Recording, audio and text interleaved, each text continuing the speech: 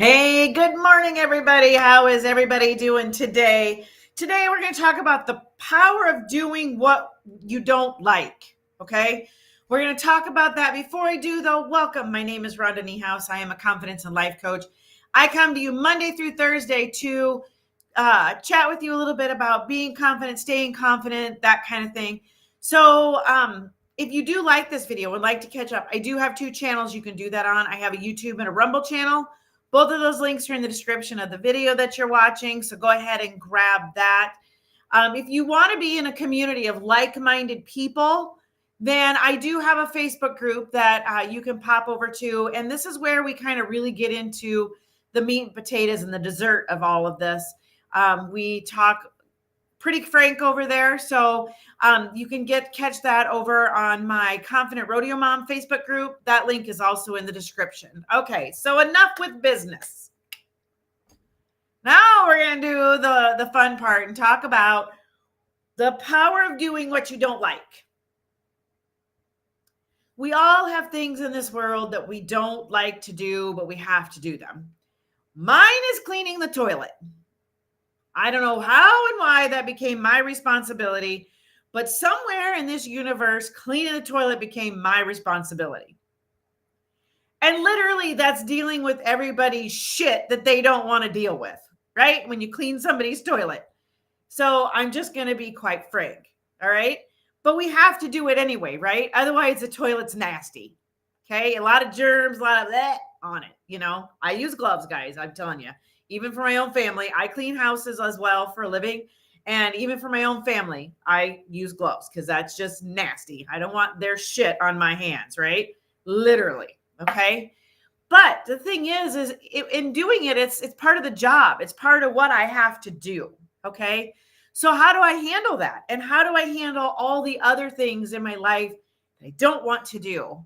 Like follow-ups, like talking to people about things that are going on that they really need to know, or like saying things that people don't really want to hear. I know they don't really want to hear, but they need to hear it, right? How do I do that? Well, I do it carefully. That's how I do the one thing. But at the same time, I just do it. It's called eating the frog first, okay? You go ahead and get that done off your plate, and then you don't have to worry about it.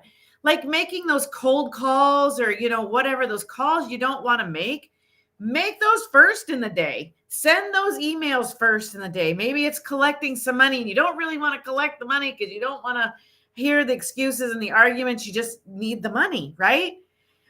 So you just do those first. Do that first.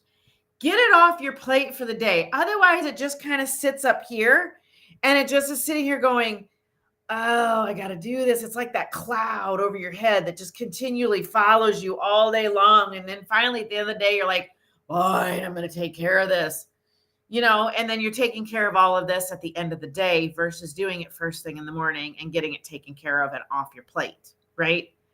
But that is how I generally tackle things that I don't like to do.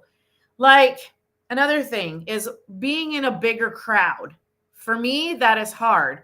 If I can tackle that first thing in the morning, like if I go to an event and I know that there's going to be a bigger crowd that maybe I have to speak, maybe not two people or not in front of a billion people, but something that I have to do where I have to be in front of more than one person.